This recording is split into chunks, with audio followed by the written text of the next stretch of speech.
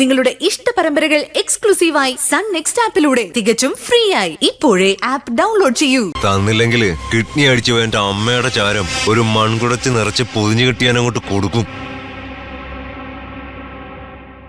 അല്ല, മേഡത്തിന് എന്തിനാ ഈ സുധിയുടെ ചാരം?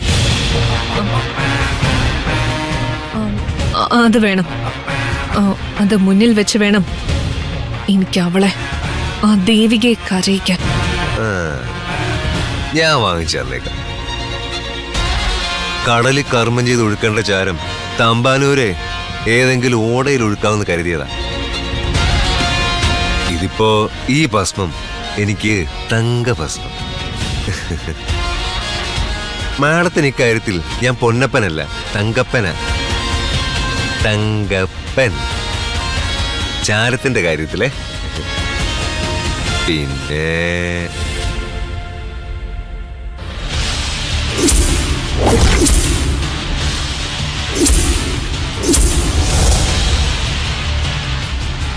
അന്ന് എന്റെ കർണത്തടിച്ചെന്റെ പാരിതോഷികവും ചേർത്ത് എന്റെ അക്കൗണ്ടില് ജോർജ് കുട്ടി വന്ന് വീണാ മതി.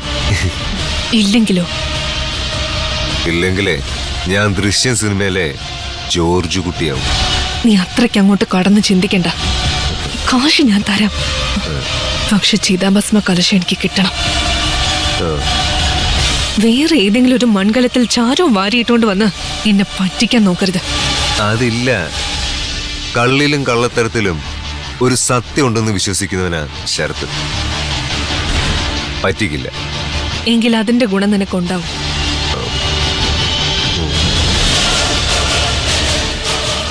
ഞാൻ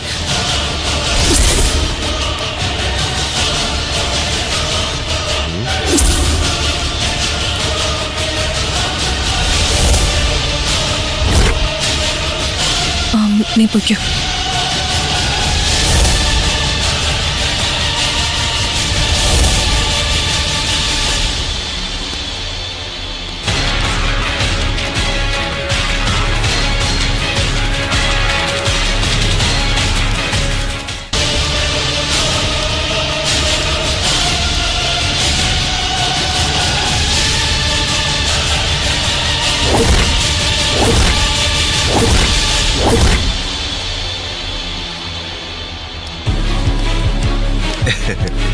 നമ്മുടെ പയ്യനെ അങ്ങ് ഉപദേശം നന്നാക്കി എടുത്തു എന്ന് കേട്ടല്ലോ സാറേ. അതേടാ, ഇനി മുതൽ ഒരു ശരത്ത് കൂടി വേണ്ട. അവൻ ലോകത്തിന് ഗുണമുള്ളവനായി മാറട്ടെ. എന്റെ സാറേ, ദൈവത്തെക്കാൾ കൂടുതൽ ചെകുത്താമാരുള്ള നാടായത്.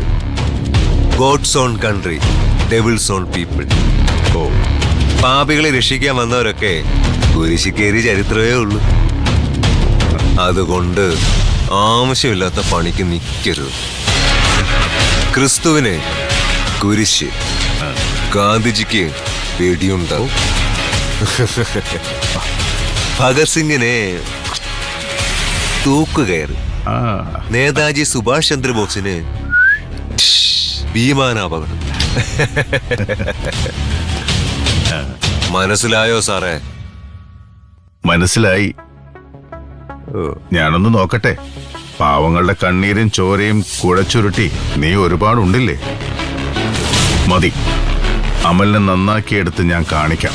ചുമ്മാ ഒരുത്തൻ രക്ഷപ്പെടണമെന്ന് വിചാരിച്ചാലും ഒടേ തമ്പുരാന് പോലും രക്ഷിക്കാൻ പറ്റാത്ത സിൻഡിക്കേറ്റാണ് സാറേ ഇത്.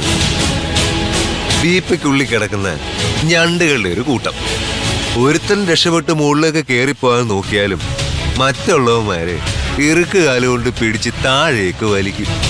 ഇറുക്ക് കാലുകൾ ഒടിയുമ്പോഴാണ് ഞണ്ട് ചാവുന്നത് നിനക്കറിയില്ലേ? നിന്റെ ഇറുക്ക് കാലുകൾ ഞാൻ മുറിച്ചോളാം. നമുക്ക് കാണാം. കാണാം.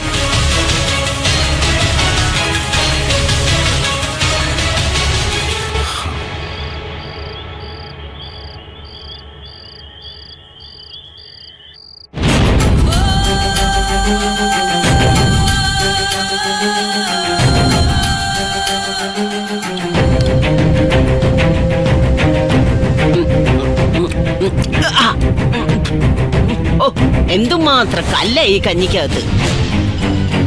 പാർവതിക്ക് ഇതൊന്ന് പെറുക്കി കളഞ്ഞിട്ടുണ്ടാക്കി കൂടെ? അമ്മേ വിഴിഞ്ഞം തുറമുഖം പണിയാൻ കല്ലും കൊണ്ട് പോയപ്പോഴേ ആ ടോർസ് ലോറി മറിഞ്ഞതാ. അല്ല ഇനിയിപ്പോ ഒരുപാട് കല്ലുണ്ടെങ്കിലേ അങ്ങോട്ട് മാറ്റി വെച്ചു. ആ അമ്മേ നിത്യമോടെ വില്ലയ്ക്ക് ചുറ്റുമതിൽ കെട്ടാം. മനോഹര, ഓ നിന്നോട് ഞാനൊന്നും സംസാരിക്കാൻ അമ്മയോട് വന്നില്ല. ഞാനും ഒന്നും സംസാരിച്ചില്ല. അച്ഛൻ എന്താ എന്റെ വില്ലയുടെ കാര്യത്തിൽ ഇത്ര പുച്ഛം?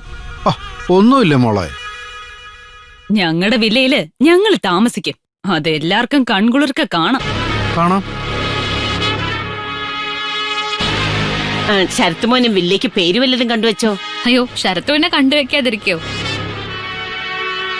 നിത്യയുടെ പേരായിരിക്കും അല്ലേ ശരത്തെ? പിന്നെ നിങ്ങളുടെ പേരിടണോ? എടി, അന്ന് കിട്ടിയതുപോലെ എന്റെ കയ്യിൽ നിന്ന് മേടിക്കരുത്. മര്യാദയ്ക്ക് സംസാരിച്ചാൽ നിനക്ക് കൊള്ളാം. ഓ, ഉത്തരവ്. നിത്യയുടെ പേര് തന്നെ മുത്തശ്ശി മനസ്സില്, നിത്യ നിവാസ്.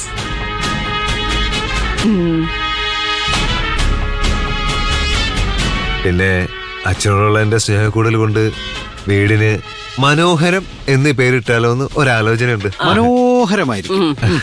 അതും തരക്കേടില്ല. ഗുരുത്വം കാണിക്കേണ്ടടുത്ത് കാണിക്കുക തന്നെ വേണം. അയ്യോ വേണ്ട. അമ്മയ്ക്കല്ലേ ഇവിടെ ശരത്ത് ബോരോട് ഏറ്റവും ഇഷ്ടം.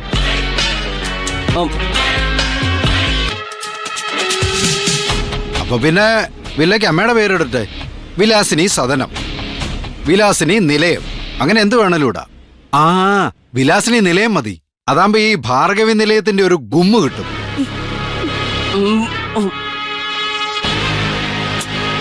അച്ഛൻ പിന്നെ നെഗറ്റീവ് അല്ലേ പറയും. അതെന്താ നിന്റെ മുത്തശ്ശി നെഗറ്റീവാണ്?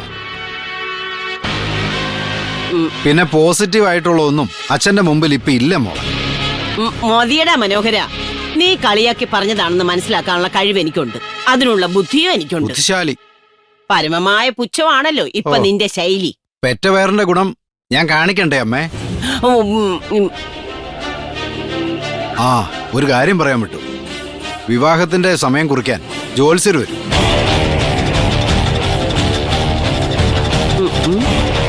ശരത്തിന്റെ ജാതകം വേണേ. ജാതകം ഉണ്ടല്ലോ അല്ലേ? അതിപ്പോ ഇഷ്ടം പോലെ സോഫ്റ്റ്വെയർ ഇല്ലേ അച്ഛാ? ജാതകം കിട്ടാനാണോ പാട്? അതെന്താന്ന് വെച്ചാ ശരത്തേട്ടൻ ചെയ്തോളും, വേറെ ആരും ബുദ്ധിമുട്ടണ്ട. ജാതകം ഉണ്ട് ആ തരാം. ആധാർ കാർഡും പാസ്പോർട്ടും തന്ന പോലെ ആകരുത്.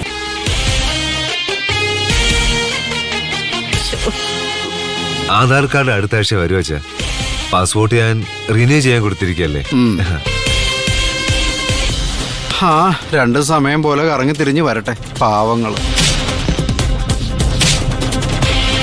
ജാതകം നവഗ്രഹങ്ങളെ കാണാൻ സൗരയൂഥത്തിൽ പോയി എന്ന് പറയാതിരുന്നാ കൊള്ളാം.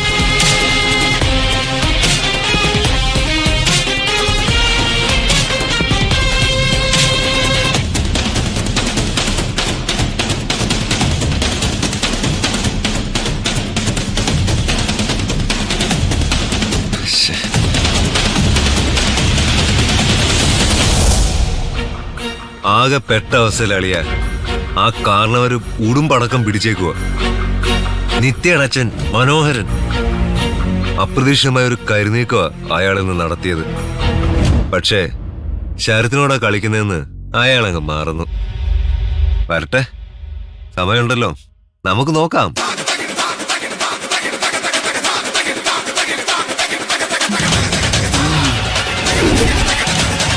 നീ വെച്ചോ സമറേ, ഞാൻ വിളിച്ചോളാം. നിത്യക്കുട്ടിയുടെ ശരത്തേട്ടന് സന്തോഷമായി കാണുമല്ലോ അല്ലേ? ഓ, അപ്പോ ഇത് നിന്റെ തന്ത്രമായിരുന്നല്ലേ? ശരത്തിനെ പൂട്ടിക്കെട്ടാനുള്ള കെണി. സത്യം പറയാലോ ശരത്തെ, ഈ രക്തത്തിൽ എനിക്ക് പങ്കില്ല. പക്ഷെ ഇനി അങ്ങോട്ട് എന്റെ സർവ്വ പിന്തുണ ഉണ്ടാവും. ആഘോഷ കമ്മിറ്റിയുടെ ചെയർപേഴ്സൺ ഞാനായിരിക്കും. നീ കളിക്കോ അല്ലേ? അതെല്ലോ, എന്റെ ഒരേ ഒരു നാത്തൂനല്ലേ നിത്യമോള്. അപ്പോ അവളുടെ കല്യാണത്തിന് ഉപ്പ് വിളമ്പേണ്ടത് ഞാനല്ലേ അല്ലേ? അമ്മയ്യപ്പനും മരുമോളും കൂടി തീ കൊണ്ടാ കളിക്കുന്നത്, കരിഞ്ഞു പോവും. ആ, കരിയുന്ന ആരാന്നല്ലേ? അതാരാ നമുക്ക് കാണാം. ആദ്യം ഈ മാളത്തിൽ ഒളിച്ചിരിക്കുന്ന ചില പെരിച്ചാഴികളെ പുകച്ച് പുറത്തു ചാടിക്കണം. അത് കഴിഞ്ഞാണ് കല്യാണ കച്ചേരി. കല്യാണം നടത്തി എന്നെ അങ്ങ് തോപ്പിക്കാമെന്നാണോ നീ കരുതിയിരിക്കുന്നത്? അങ്ങനൊന്നും തോക്കുന്നവനല്ല മോളെ ഈ ശരത്ത്. നമുക്കിടയിലേ ഒരു പഴയ പന്തയം ഉണ്ട്. ദേവികേട്ടത്തി അത് മറന്നിട്ടില്ലല്ലോ. ഇല്ല.